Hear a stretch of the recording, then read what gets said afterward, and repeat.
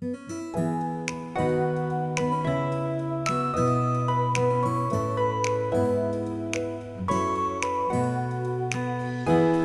be with you. I'm Brother J. I'm Mark. I'm Fernan, and this is Usapang Tinapay. Magandang gabi mga kapatid. Hey! Hello! Okay. Tayo naman Ito ulit. na. Ito na. Welcome back mga kapatid sa isang namang episode ng Usapang Tinapay. Yes. So ngayong gabi, ang ipinagdiriwang natin ay ang National Bible Sunday and Sunday of the Word of God. At tayo rin po ngayon ay nasa third Sunday ng Ordinary Time.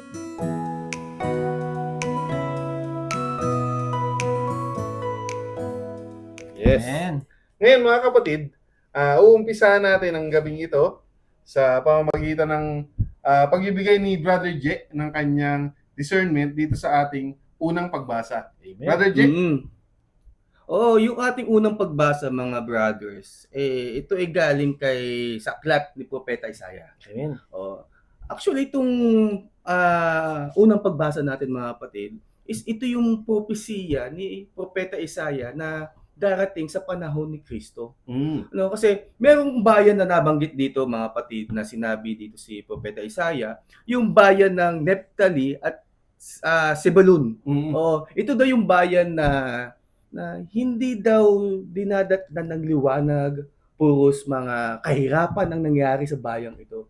So itong bayan ng Naphtali at Zebulun, ito is sila yung parteng nasa hilaga sa bayan ng Israel.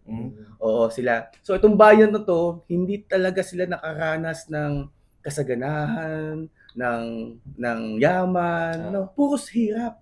Yun. So dito, kaya sinasabi ni Propeta Isaiah na itong si Propeta Isaiah, sinabi niya na darating yung araw na ang Diyos ang magbibigay ng liwanag sa bayan nila. Amen. So, bakit ba nagkaroon ng ganitong problema, trahedya, kahirapan sa bayan na yun? Sa Naphtali, sa lugar ng Zebulun. Ay, actually bro, yun nga yung nandyan no?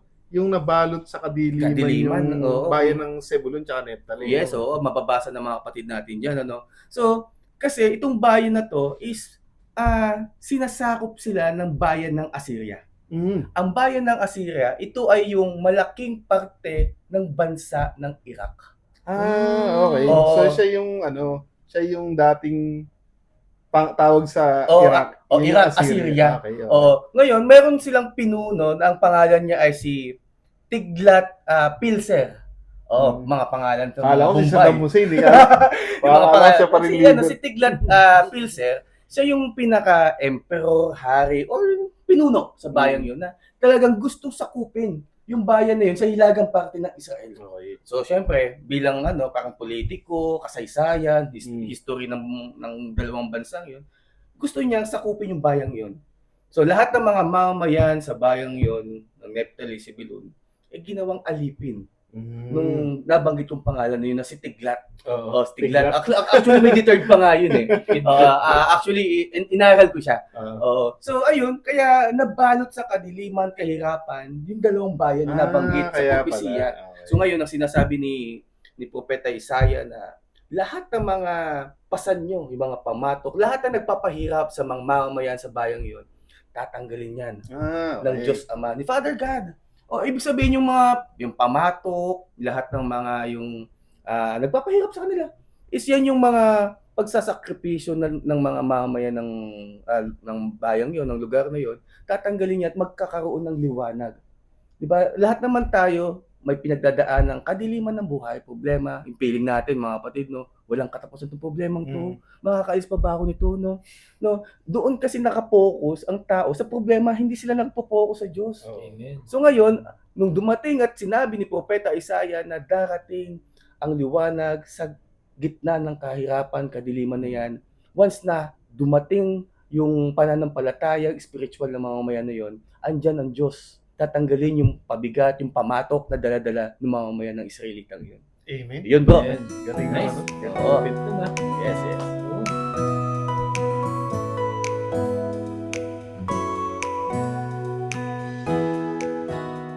So, ayun nga mga kapatid, yung sa unang pagbasa natin, sa prophesize na Isaiah, yung patungkol doon sa Zebulun, Naphtali. sa bayan ng Israel, ano. So, Sa diliman. Brother Mark, oo, sa ikalawang pagbasa mo, ano. So, paano mo siya ma-interpret, maipapaliwanag sa amin ni Brother Fernand regarding sa second reading? Okay, kasi itong second reading natin, kasi yung pangyayari dito, nagkakagulo yung mga taga-Korinto. Bakit sila nagkakagulo? Kasi, sila yung watak-watak. Kumbaga, hindi sila nagkakaisa kasi sinasabi nilang, basta ako kay Pablo ako. Ako kay Pedro ako kay Apollos ako kay Kristo ako. Oo, sabi. Yung mga binanggit nilang pangalan na yun yung mga nagbinyag sa kanila. Okay. No? So, parang ang nagiging dating nung second reading, kung sino yung nagbinyag sa kanila, yun yung pinupuri nila. No? Teka muna bro, ano ba yung significance na yung kahalagahan na hindi sila watak-watak? Siyempre, gaya niyan, sa Korinto, iba-iba yung, akala nila na yung Kristo marami. Kasi nga, pero ang totoo, iisa lang naman yung Kristo. Magkakagulo nga sila. Nagkakagulo sila kasi doon sila sa leader to meetingin. Sa leader to meetingin. Kasi nga, yun, gaya ng pagbanggit ko kanina, sabi nung tauhan ni Chloe, binanggit dito, mga tauhan daw ni Chloe, yung mga tao daw sinasabi nila, basta ako, kay Pedro ako. Ako, kay Apollos, ako kay Pablo, ako kay Kristo. Pero ang totoo, iisa lang naman talaga yung Kristo. No? Na talagang dapat, yun lang yung paniniwalaan natin. No? Kasi napaka-importante sa atin na kayo na ba tayo mag-focus? Kasi pag ang naging focus natin ay ang ating mga leader, no? Yung ating mga tinitingala, no? Yung ating mga sinusunod, no? Eventually, bibiguin ka ng mga yan. Yes. No? At syempre, ikaw, pag sobrang tiwala mo sa mga tao, yung tiwalang yun, pag nasira nila, mahirap na ibalik yun. Yeah. Kaya napaka-importante na tayong mga tao, ang focus lang natin kay Jesus Christ. Amen. So, iba-iba man yung paniniwala natin, iba-iba man yung mga thinking natin sa kung ano man, ang importante, isa lang yung Panginoon na sinasamba natin. Kahit sino pa nagbinyag sa atin, kahit sa kapapari, pastor, at kung ano mang leader, iisa yung ating Panginoon kay Kristo. Kasi minsan, niisip natin, iba yung Diyos ng mga yan, iba yung Diyos ng mga yan, iba yung Diyos. Parang, hindi ganun yun. Iisa lang yung Diyos. Isa lang si Jesus Christ. Kung sino yung sinasamba nila, yung din ang sinasamba natin. Yes. Kaya, minsan, nagkakaroon lang ng gulo dahil iba-iba yung paniniwala, iba-iba yung interpretation, no? Pero Doktrina, iba yung doktrina. Pero ang ating Panginoon, ayaw niyang ganun. Kasi na lang yan parang pagalingan na lang ba ito lagi? Pagalingan na lang ba ito lagi sa Bible? Or Well, yun pagalingan, talaga sa nun pagalingan magsalita, pagalingan mag-preach.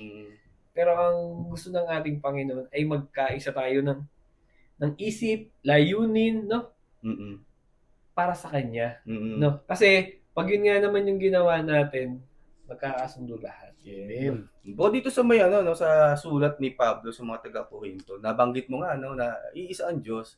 Pero bakit kaya mahalaga yung ating pangaral sa buong sanlibutan, sa ating mga sangkatauhan? Bakit mahalaga yung pangaral na ito? Napaka-importante na yung ating pangaral ay ikalat natin, no? At pinaka-importante pa yung kung ating pangaral ay hindi nagmula sa sanlibutan o hindi makamundo. Amen. Kailangan ang ating pangaral ay Makalangit. Yes. So ang ating pinaghuhugutan ay ang ating Panginoon. At tayo nagpapagamit sa ating Panginoon para kung ano man yung sabihin natin sa ating mga kapatid. Gaya nito, no? Nasabi ni Apostol San Pablo sa mga taga-Korinto. Dapat iisa lang yung ating iniisip, yung ating layunin.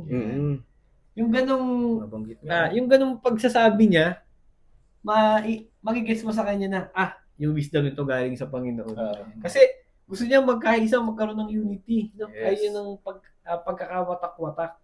Kasi aminin na natin sa ating sa community, sa anumang grupo, nagkakaroon ng mga ganyan. Mm-mm. Nagkakaroon ng conflicts, no? Mm-mm. Nagkakaroon ng di pagkakaunawaan. Mm-mm.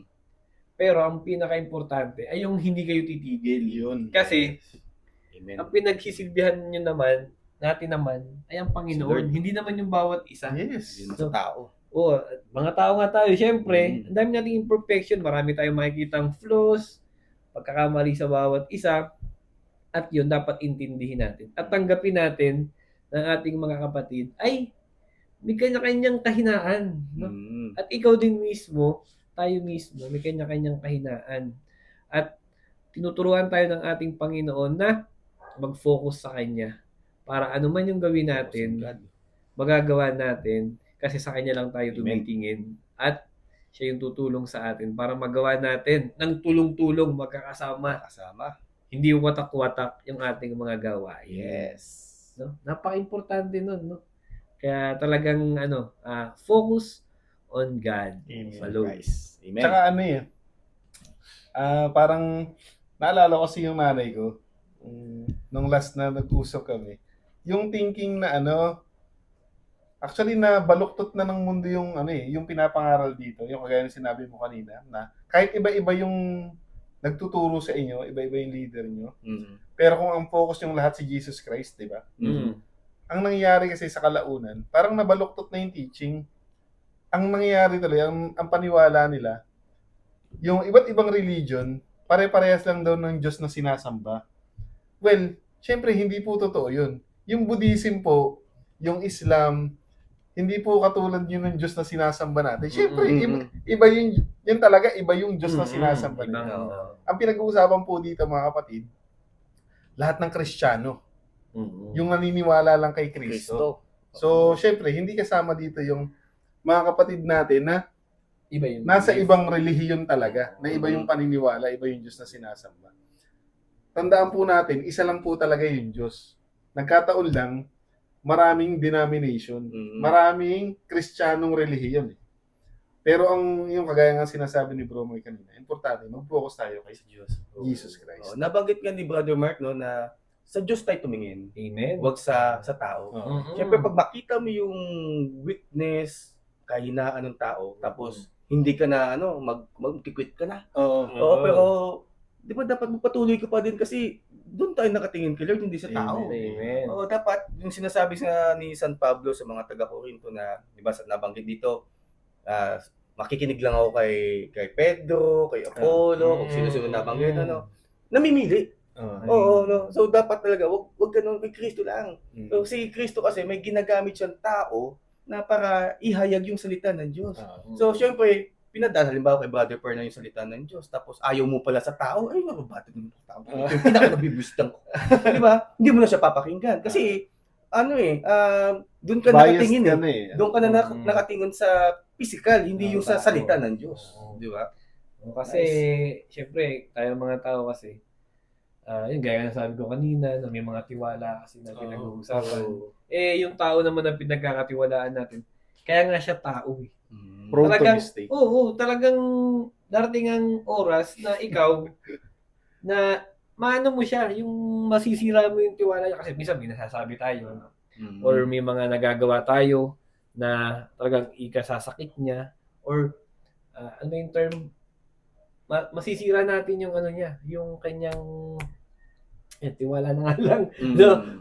Kasi nga, ayun, we are very prone to sa mga kamalian. Kasi nga, so kung ano man yung image na nabuo mo sa kanya, masisira mo rin yung image na yun kasi nga, magkakamali ka tao. Magkakamali ka. Kaya dapat, never tayong titingin sa tao. Always sa ating Panginoon. Amen. Amen. Amen. Praise God.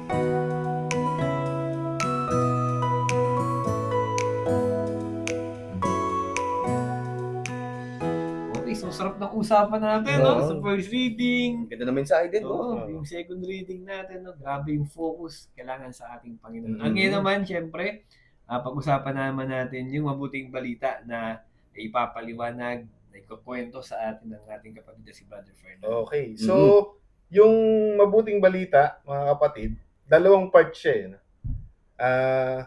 Dito tayo dun sa mahabang pagbasa kasi dalawang pagbasa, Okay, merong maikli, merong mahaba. yung mahabang pagbasa, dalawang part siya. So yung unang part mga kapatid, yun yung katuparan ng prophecy ni Isaiah. Di ba, nabanggit kanina sa first reading, yung makakita ng liwanag, yung bayan ng Zebulun tsaka Nephtali. Okay. So ito na yun. Kasi si Jesus Christ, hindi na siya sa Nazareth nakatira. Nasa Capernaum na siya, which is nasa baybayin ng lawa ng Galilea, sa hangganan ng Zebulun at Nephtali. So yun na, natanaw na nung bayan ng Nephtali tsaka ng Zebulun si Jesus Christ kasi nasa Capernaum na siya. So, dahil nga natupad na yung prophecy ni Isaiah, so yun, pinapatunayan lang na ang Diyos talaga dapat sa kanyang mga pangako. Basta sinabi ni Lord, mangyayari. Yes. So, sa Capernaum, doon din nag-start ng ministry si Jesus Christ. Ito na yung second part nung gospel natin. So, naglakad siya sa baybayin, nangangaral siya ng mabuting balita ng Panginoon. Tapos nakita niya si Simon na tinatawag na Pedro at yung kapatid niya na si Andrew. Tapos tinawag niya sila, di ba? Pinasama sa kanya. And then sa pagpapatuloy niya nakita niya rin si Santiago at si Juan na mga anak ni Zebedeo. So sa madaling salita, ito na yung start ng pagbuo ni Jesus ng kanyang mga apostoles. Nag-umpisa na siyang kumuha ng mga makakatulong niya sa kanyang pagtatayo ng kanyang ministry. Sige, ako na nga muna, bro. Pagbigyan mo na ako. Kasi masyado talaga yung mukhang pag-style yung tatanong yata tungkol kasi sa mga disciples, bro. Kasi iniisip ko, marami namang tao doon. Maraming mga nangingisda. No?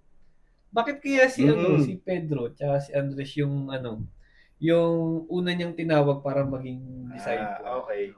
So, yung kasing ako talaga for the longest time, akala ko talaga nagkataon lang to.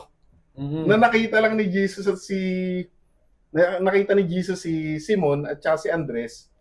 Nagkataon lang na sila yung una niyang nakita. Kaya sila yung unang tinawag. Kasi syempre alam naman ni Jesus na sila na nga eh. Yung order kasi ng pagtawag sa kanila, akala ko dati yun, walang random lang. By happenstance. Dami kasi tao doon. Ito. Pero ano pala yun? Ang galing ni Lord eh. No? May technique pala siya. Kasi yung Capernaum, dahil nga nasa baybayin siya ng lawa. So nandyan yung sentro ng komersyo. Ngayon, ang pangingisda, isa yun sa mga major industry nung panahon ni Jesus Christ. So maraming tao. Ngayon, pag nag-proclaim siya ng mabuting balita ng Panginoon, mabilis kakalat. Kasi ang mga tao, chismoso. So sa isdaan, maraming kakakilala, pasa-pasa na lang, word of mouth. Ngayon, kaya niya pala inuna si Simon tsaka si Andres dahil sila ay mangingisda. So ano ba yung significance? Bakit mangingisda? Kasi ang traits ng mga mangingisda, unang-una, malakas ang pangangatawan. So, piniling alagad ni Jesus, malalakas. Kasi ang nangingisda sila sa gabi. So, isipin nyo na lang, ang damit lang ng tao nun, di ba, napakanipis. Tapos, sa gabi ka nangingisda. Di ba? Tapos, pangalawa, sanay sa kabiguan. Failures. Matatag ang kalooban sa kabiguan. Kasi ang mga mangingisda, malimit, walang huli. Dahil low-tech pa lang, wala naman technology nun. Lambat pa lang talaga yun. Walang ilaw nun. Umaasa lang sila sa buwan. Kung walang buwan, walang huli. Pero ngayon, baligtad eh. Ngayon, kailangan, dinamita. Ngayon, mas gusto nila walang buwan. Para yung sa ilaw ng bangka, doon lalapit. Baligtad eh, kasi nagka-technology na ngayon. Pero dati kailangan, may buwan para mahuli nila yung isda. Bro, ba't sa tingin mo na ganun na lang kadaling sumama ng magkapatid niya? At pagkakalam ko magkapatid yan, si Andres Simon. Walang tubili eh. Ito pa isa. Akala ko din dati, minagic sila ni Jesus. Diba? Siyempre, mga pangyarihan ng ating Panginoon. Kaya ngayon yun. Kasi pag ng mga bata tayo, pag nanonood tayo ng mga pelikula ni Jesus Christ, pagtingin ni Jesus kay talagang sunod agad. Hindi pala. Meron na palang, may naitanim na pala si Lord sa kanila. Ito palang si Andres, ito pala, follower ni John the Baptist. Okay. So, Kanyang pinsan. nung nagpo-proclaim si John the Baptist, na sinabi niya na si Jesus Christ ang Messiah, alam na agad ni Andres. Na siya yun. Kilala niya na si Jesus Christ. Okay. So, nakarinig na rin siya ng preachings ni Jesus dahil nga Papamalita. doon sa isdaan, no? At saka after nung sinabi ni John the Baptist niya, nung tinukoy niya si Jesus, Oo. pumunta agad si Andres sa kapatid niyang si Simon. Binalita niya, nakita na namin ang Mesiyas. So, ang ginawa nila, sinusundan nila si Jesus Christ. Kaya nung time na tinawag sila, hindi sila nag-atubili. Kasi, kilala na pala talaga nila. Buong akala ko, ako talaga, personally, buong akala ko talaga noon. Dahil, Random lang. parang hinukos-pukos lang sila ni Jesus, pero hindi pala. Meron na palang naitanim. Kumbaga may idea na sila na So, ano chismis. Ano nga yung significance nito, nung binasa natin? So, yung unang part niya, pinakita rito na tinutupad ng Panginoon yung kanyang pangako sa kanyang bayan. So, yung pangalawang part, yung pagtawag ng Panginoon sa atin. Alam niya yung kalakasan at kahinaan natin. So, tinatawag niya tayo bilang kung sino tayo. Walang binubuo si Lord sa isip niya na etong si Mark, gusto ko tong maging ganto, gusto ko tong maging ganyan. Hindi. Kilala niya si Mark. Kung ano si Mark, doon niya tinawag si Mark. Amen. At ang pagbabago ni Mark, decision ni Mark yun. Baguhin niya sarili niya para sa Panginoon. Hindi, kahit kailan, hindi tayo pinilit ni Lord. So akala natin ng mga bata tayo, akala natin dahil makapangyarihan si Lord, kaya hindi nakatanggi si Pedro at si Andres. Pero sinay ko. oo, hindi pala, no? Kumbaga nagtatanim si Lord sa atin. Nagtatanim siya. At tayo yung bahala. Inire-ready niya tayo. Nasa atin yung pagtanggap kung tatanggapin ba natin si Lord, sasagot ba tayo sa pagtawag niya. Amen. At ipinapakita niya rin na alam ni Lord yung kalakasan natin, kahinaan natin, at alam niya kung paano niya tayo kakausapin. Kasi nung tinawag niya si Pedro at si Andres, di ba sinabi niya, I will make you fishers of men. Hindi niya sinabing gagawin ko kayong pare. Hindi niya sinabing gagawin ko kayong apostol. Hindi niya sinabing, hindi niya sinabing gagawin ko kayong santo. Tinawag niya yung actually apat, di ba? Yung nauna lang si Pedro at si Simon. Tinawag niya sila kung ano sila. Para si Jay. Tinawag niya si Jay, kusinero ka, gagawin kitang kusinero ng tao. Di ba? Ganda yun. Ganun, ibig sabihin, Kung ano siya, yun na yun. ganun tayo tatawagin ni Lord. No? Hindi, kumbaga, hindi hahanapin ni Lord sa atin, yung wala sa atin. Pero pag sumagot tayo sa pagtawag niya, ibibigay niya na ngayon kung ano yung wala sa atin. Amen. Nice. Tama yun. Kasi tayo naman, hindi naman din tayo pinilit. Oo. Kasi Walang na-experience talaga natin yung pagmamahal ng ating Panginoon. Kaya natin siya sinusunod. Yes.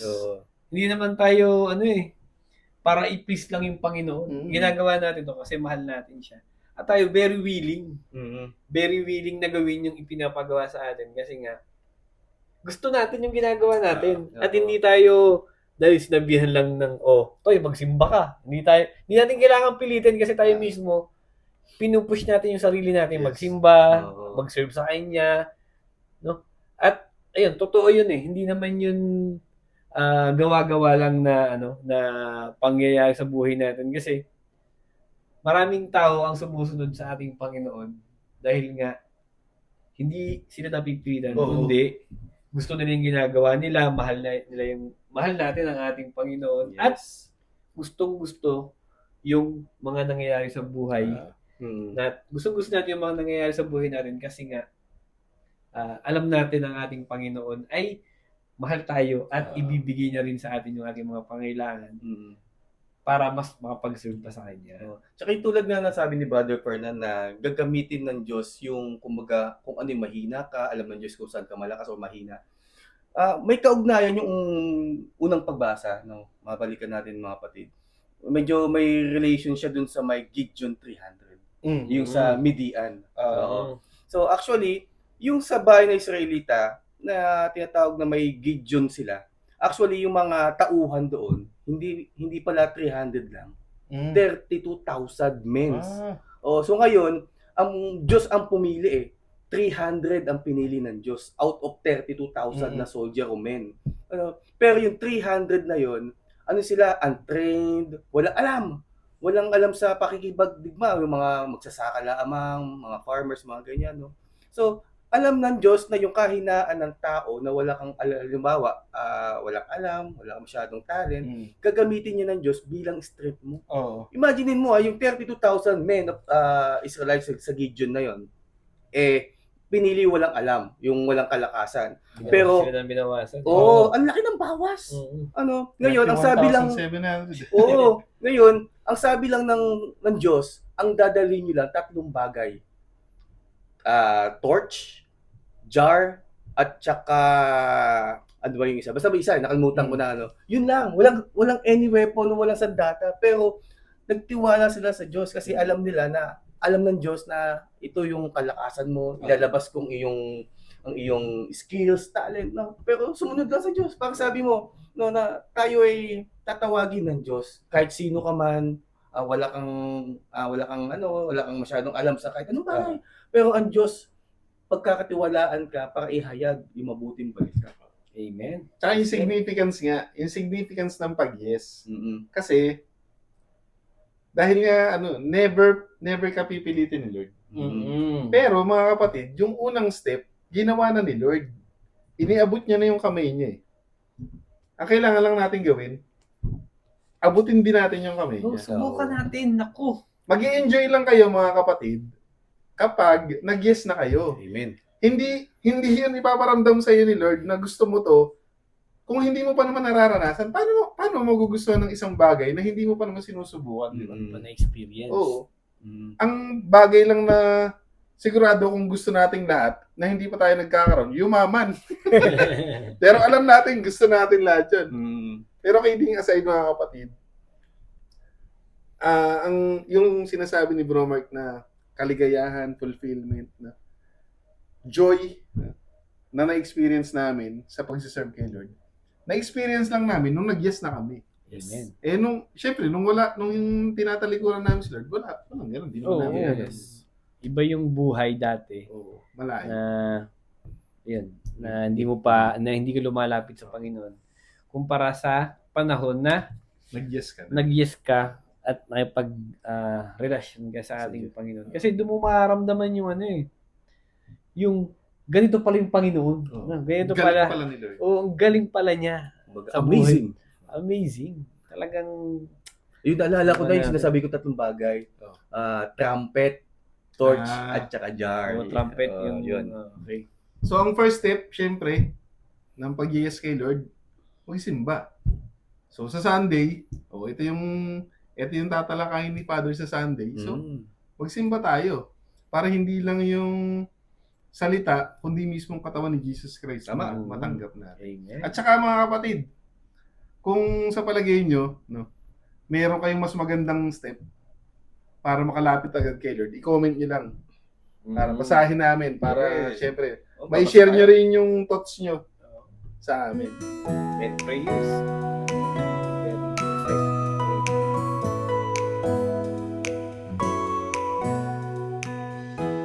Okay, so, ayun, nabasa na natin lahat, naintindihan na natin kung ano ba yung nangyari, ano ba yung gustong iparating ng ating Panginoon sa ating mga binasa. Ngayon, ano ba yung connection ng 3 binasa natin? Okay. Maliwanag na, yung connection. Talagang kanina, malimit na naming nababanggit. So, mag-focus tayo kay Jesus Christ. Amen. Kasi nga, siya yung siya na yung epitome. Siya yung pinaka. Lahat na ng pangako ng ating Diyos na kay Jesus Christ na. Siya na yung embodiment, yung fulfillment. Kasi nga, di ba, pinagdiriwang natin ngayon. Ano nga ba yun? Sunday of the Word of God. No? O sino ba ang Word of God? Si Jesus Christ. Jesus. Last week, Santo Niño. No? Ngayon, Word of God, si Jesus Christ. Kapag tayo sa Kanya nakafocus, lahat ng bagay magiging madali. Amen. lahat ng problema, mabilis matatapos. Ang buhay sasaya. Babata ka. Yung mga wrinkles mo, mauubos yan. Ha? Yung pagpupuyat mo, saka pag-aalala ng mga problema mo, mawawala yan. Amen. Dahil ang ating Panginoon, He is more than enough. Amen. No? Higit pa siya. Mas malaki siya sa problema natin. Kaya ang problema sobrang natin, yaman. wala lang yan. Talagang panis kay Lord yan. So, itong mga binasa natin kanina, yung mga dinaskas natin kanina, ang pinapaalala sa atin yan, mag-focus tayo kay Lord dahil siya ang katuparan ng pangako ng ating Panginoon. Amen. Amen. So, kapag inuna natin siya, lahat areglado. Yun. Amen. Yan.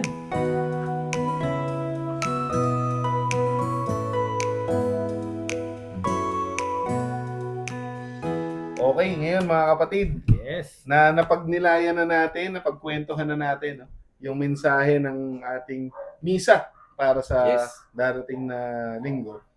Ngayon naman, syempre, kailangan i-apply natin ito sa buhay natin. Brother Jet, Oh, bro. paano mo ito i-apply sa buhay mo? Amen. Amen. Lahat naman tayo, bro, di ba may problema? Yes. Di ba? Hindi tao yung walang problema. Oh, ako for sure, naniniwala ako may problema si Mark. Ikaw, bro, may alam ko may problema ka. Naku, Ako din, mas malaki din yung problema ko. So, bilang tao, dapat, wag tayo mag-stick or mag-dwell sa mga problema. Amen. Kasi ang problema na yan yung magpapadilim talaga ng buhay mo. Ang problema na yan yung magpapapunde ng pag-iisip mo, pati yung pananampalataya mo. Kasi once na dumaan sa problema, dumaan ako sa problema, siyempre, makakalimutan ko na yung mga bagay na inaral ko sa simbahan, sa community natin. No, kasi iisip ako ng paraan paano ko matatakasan ng problema. No? Pero hindi ko man lang naisip na andyan pala ang Diyos na itong problema na to, ito yung magpapatibay sa akin. Ito yung magpapakumpleto sa pagkatao ko. No? Kaya ang isang magandang application na to sa buhay natin, sa akin personally, dapat pag may problema, samahan mo ng dasal yan. Amen. Oo, kasi ang dasal, yan yung magpapatibay sa sarili mo na madalagpasan yung problema kasi Amen. andyan ang Diyos eh. Yes. Di ba? Sa unang pagbasa na nga lang, di ba, yung bayan na yun, ang daming taon na dumaan sa kadiliman, kahirapan, yung mga taong yun, nawalan sila ng pananampalatayang spiritual. Tumilid. Oo, kumbaga, nawala ang Diyos sa buhay nila kasi hindi nila tinatawag ang Diyos. Sabi nga, sa mga teachings na mga nadinig ko na there is a light at the end of the tunnel. Amen. Oo. Lagi may pag-asa. Oo, kahit kasing kulay ko yung dilim. Liliwanag din Nagtataka ako. nga ako, bro. Pagka mga tungkol sa kadiliman, sa'yo lagi na Oo. may mga tunnel pa. Oo, kaya nga, kadiliman no? Kaya laging gano'n. Buti lang maputi ako. Oo. Dapat pala tinututok nyo sa ilaw, Maglalagdag tayo ng 3 ring light. Di, tsaka itutok nyo na. So, yun mga kapatid, no? So, wag tayong mamuhay sa problema. Dahil ang Diyos ang magbibigay sa iyo ng kalinawan, ng kaliwanagan sa buhay kung ano yung magpapahubog sa iyo. Kasi ang Diyos kilala ka eh. Hindi magbibigay ang Diyos natin na hindi mo kaya. Problema lang yan. Ika nga, daanan mo lang yan, wag mo tambayan. Yes. There is a light at the end of the tunnel. Amen. Amen. So, yun Brother Mark. So, na-share ko yung application ko. Taka sa iyo, so paano mo siya ma-apply? Okay, so, ayun, dalawa din. Siyempre, ayun ng Panginoon na tayo watak-watak. So, kailangan natin magkasundo-sundo. At, siyempre, ayun, gaya na sinabi ko kanina, kailangan wala tayong ibang tinitingnan kundi ang ating Panginoon. No? So, pagkakasundo-sundo, no?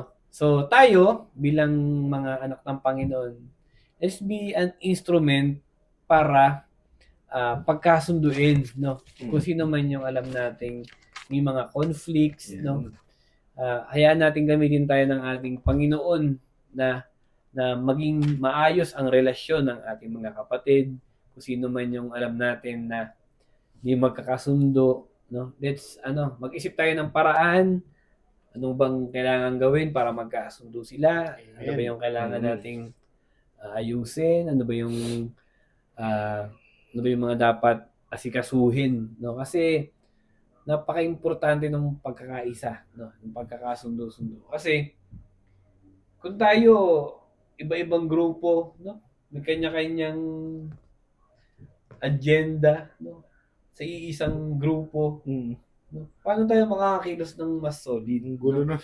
Ang gulo nun, no? Lahat na lang tayo magkokontrahan, lahat na lang tayo, baka hindi tayo magtulungan nun, baka magkanya-kanya tayo. So, napaka-importante na tayo bilang mga anak ng Panginoon. Ayun, oo, mahirap. Hindi madaling mag-sorry, no? Hindi madaling Mahirap magpatawad, talaga yan. hindi madaling humingi ng tawad. No? Pero, gusto ng ating Panginoon, yun, maging isa lang yung ating isip at layunin, Amen. diwa, no? Yung sabi dun sa ating pagbasa, para kung ano man yung kailangan natin gawin para sa ating Panginoon, para sa ating pamilya, at sa kahit na sino man, no? Magawa natin ng maayos at maging maganda example tayo sa kanila. Kasi pag napansin ng ibang tao, kaya no, magkakaaway dyan eh. Oo. Paano ako maniniwala sa inyo? Yeah. No? So, yes, we're not perfect, pero kaya natin yung gawin, kaya natin gawa ng paraan yan. Kasi, yun, tanggapin natin na lahat tayo may kahinaan. Pero yung kahinaan naman na yun, napapalakas pag tayo nagtutulungan. No? At syempre, may mga problema talaga. Pero, hindi naman kailangan pansinin yung problema. No? Hindi naman, ibig sabihin, pag galit ako dyan, hindi na ako a-attend. No? Oo.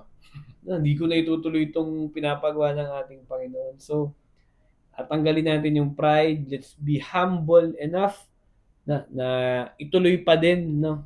Kahit ano pa yung nararamdaman natin, may inis tayo, no? Pero still, ang priority natin ay ating Panginoon. At eto nga, we have to focus on the Lord.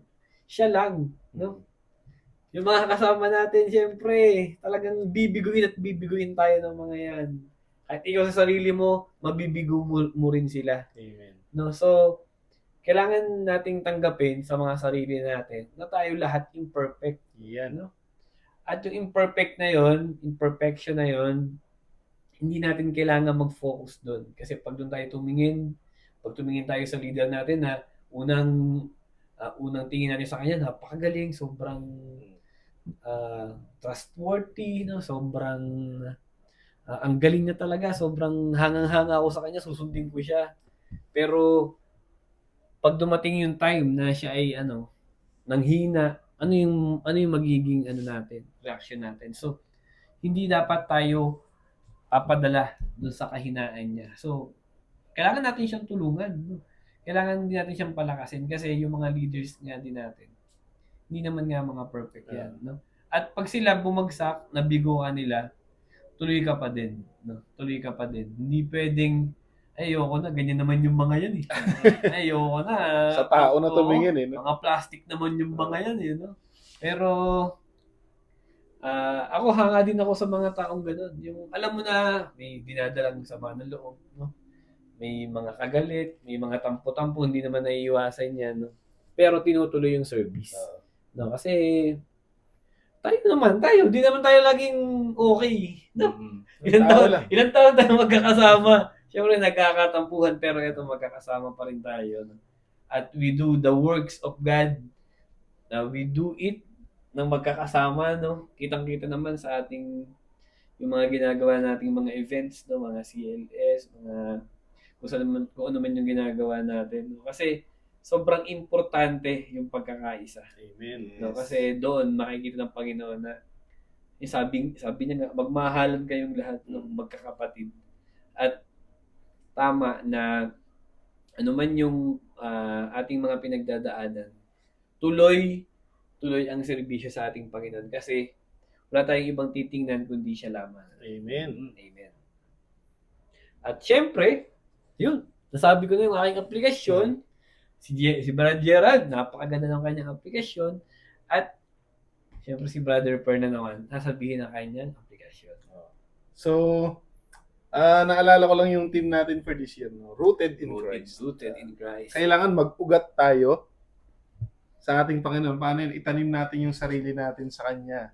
Amen. No? Siya yung ating maging paghuhugutan ng lahat ng nutrients. Di ba? Amen. So, kung ikaw ay halaman, mag-uugat ka sa Panginoon, lahat ng sustansya sa Panginoon manggagaling. Amen. Praise God. Huwag natin itanim yung sarili natin sa mundong ito dahil laso ng makukuha natin.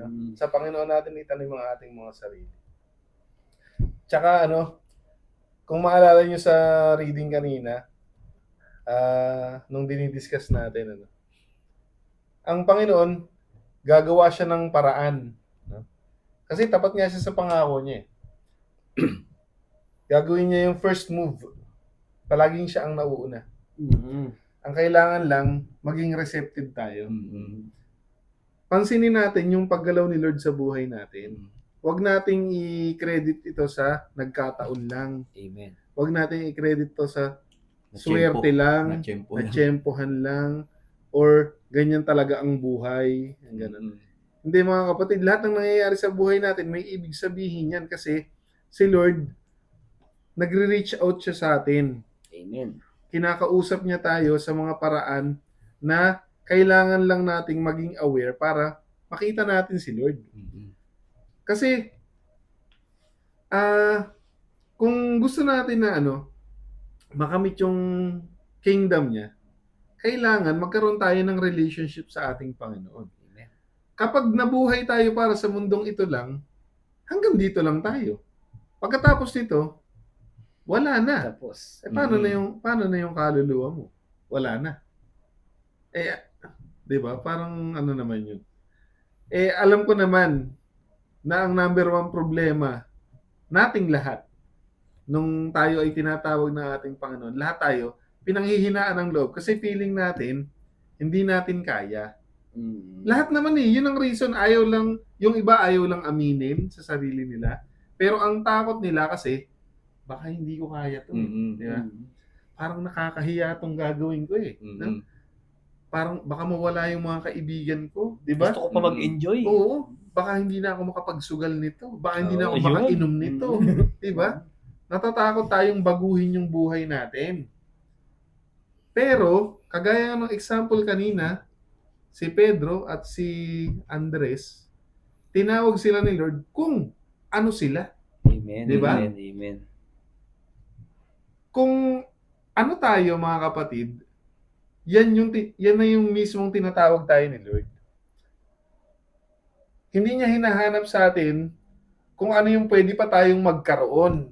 Ang hinahanap niya lang kung ano yung meron tayo sa ngayon. Amen. Kaya never tayong magiging kulang. Dahil siya nga yung bahala Kung ano man yung hindi natin kaya gawin, siya yung bahala. Kaya wag na tayong magdalawang isip. Wag tayong mag-atubili. No, kapag narinig na natin yung calling niya, abutin natin yung kamay niya. Sige, Lord. Parang si Andres at saka si Simon. Nag-background check sila. Sinundan nila si Jesus Christ, no? Pinakinggan nila yung aral. Kaya noong tinawag sila ni Lord, Go na kagad. open na sila. Paano tayo magiging open? Di, pakinggan natin si Lord. Tingnan natin. Tingnan nga, ito bang nasa Bible? Totoo ba to? Aralin ko nga. Sigurado ako mga kapatid, makukumbinsi kayo. Amen. Kaya, ang dahilan na lang na hindi ka sumusunod sa Panginoon ay ayaw mo. Yes. No? Wala nang ibang dahilan. Ayaw mo lang. No? Inilatag nyo na lahat. Nasa Bible, lahat ng pruweba na kailangan nating mabasa. Lahat ng teachings, ibinigay niya na lahat. Kailangan lang, hanapin mo siya. Piliin mo siya. No? Hindi tayo mamagicin ni Lord na biglang gustong-gusto mo na siya. Walang ganon. Hindi ginagawa ni Lord yun. Kailangan ikaw yung mag-decide. Tayo yung mag-decide. Sige Lord, ikaw yung uunahin. Yes. And for sure, yung kinukwento namin kaninang kaligayahan, yung sarap ng pagiging servant ng ating Panginoon. Yes. May experience yun lahat. Yes. So, ano pang hinihintay nyo? Let's go! No? Yes, Lord na. Yes. Sa tingin ko bro yung kaya natatakot yung iba, no? Actually, parang hindi naman natatakot, no? Sa experience ko bilang dati na alam ko gagawin ko yan pero hindi ngayon. Ganun. Parang Di ba, bata pa ako, gusto ko mag-enjoy. Ang sarap pa yung mag-inom, ang sarap pa yung bumarkada, ang sarap pa yung alam mo, yung mga gawaing binata na walang limitasyon, party dito, party. Mambabagay. Kasi, ang thinking natin, yun yung masaya eh. Pero pag lahat ng yun, no, tinanggal mo, ang pinili mo yung Panginoon, walang-wala yung ligayang na idudulot ng mga yun sa ibibigay ng ating Panginoon. Promise ko sa inyo yan. Kasi ako na-experience ko yan. Ang dami kong ginawang kalokohan dati. Oo, masaya. Ano yun eh, makamundo Euphoria. yun eh. Oo, makamundo yun eh. Saka bata pa ako, dami kong gustong gawin, dami kong gustong experience. Pero nung ibinigay ko yung buhay ko sa ating Panginoon, grabe, buti na lang. Sabi ko, buti na lang. Tinuloy ko tong relasyon ko sa ating Panginoon. Buti na lang. At binigay ko sa Kanya yung buhay ko. Kasi, dati masaya, pero maya-maya malungkot ka na. Eto, lagi kang masaya kasi. Yes, may problema, pero masaya ka. No? Kasi iba yung enjoy ka lang ng enjoy. Lagi kang lasing. No? Lagi kang yung over ka, no? Tapos maya-maya, wala ka na hangover, masakit yung damdamin mo kasi may mga pinagdadaanan ka pa rin naman pagkatapos ng mga yun. Eto, walang katapusang kaligayahan na kasama ng ating Panginoon. Despite the difficulties, the challenges, yung joy, no? Yung joy na kayang ibigay sa iyo ng ating Panginoon ay walang may kukumpara talaga. Kaya mga kapatid, kayo kung meron kayong naiisip na ano ba yung isang bagay na pumipigil sa inyo, i-comment nyo lang dyan. Pag-usapan natin. Amen. Pag-usapan natin kung ano yung pumipigil sa inyo. Praise God. Or pwede tayo i-message sa Facebook. Yeah, Oo, pwede chat nyo kami. Sasagutin namin kayo. Naku. Makatawagan pa namin kayo. Oo. Meron kaming 1,000 operators na naka-standby para sagutin lahat ng inyong mga chat. May call center tayo. Mas marami pa yung natin operators kaysa Follower. kaysa follower. Alam ko sa Ibig sabihin, 1,000 yun, nasagutin silang lahat. Message nyo kami. Kung may mga din kayo. May mga Concerns kayo tungkol sa ating ginagawa. Amen. Praise God. Amen. Okay, maraming salamat mga kapatid. Grabe. Thank you. First episode natin. After nung ating anniversary, no? Galing. Maraming salamat mga kapatid muli sa pagsama niyo sa amin. Isa yan. Sa isa na namang masayang episode ng Usapang Tinapay. Huwag niyo makakalimutan mga kapatid yung mga napag-usapan natin. Kasi ito yung magpapasigla sa mga buhay. Yes. At muli mga kapatid, kung nagustuhan niyo yung kwentuhan namin, kung may napulot kayong aral, please like, share, and subscribe. Nang sa ganun matulungan nyo kami na ikalat yung mabuting balita ng ating Panginoon. Yes. Yung tulad nga sabi ng mga kapatid ko, yung mga concerns, yung mga messages nyo, message lang kayo dyan, may comment section po dyan, message po kayo, or kung may shoutout kayo, may greeting sa'yo, ipabatiin natin. Ayan. So meron din po kaming Facebook page podcast ng Usapan Tinapay Podcast. So pa-like, share, follow na lang din mga kapatid. Amen. So grabe, dami nating natutunan ngayon, no? Yes, amen. There's always a hope, no? There's always a light at the end of the tunnel, no? Lagi may pag-asa. Huwag magwatak-watak. Kaisa na focus on God, no?